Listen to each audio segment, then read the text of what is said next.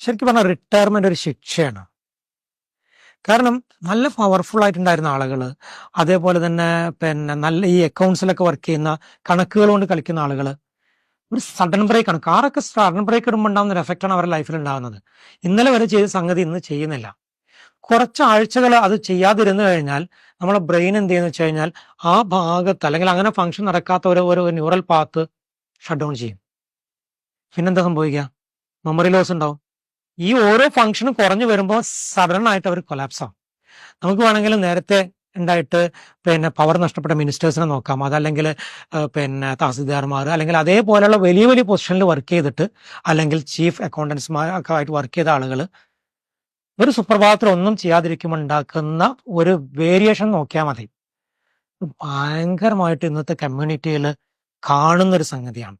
ഒരൊറ്റ കാര്യം എനിക്ക് അവരോട് പറയാനുള്ളൂ. റിട്ടയർമെന്റിന് മുമ്പ് ഒരു 2-3 വർഷം മുമ്പ് കൃത്യമായി പ്ലാൻ ചെയ്യുക.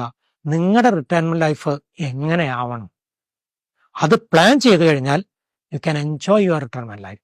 അതല്ലെങ്കിൽ വളരെ അപകടമാണ്.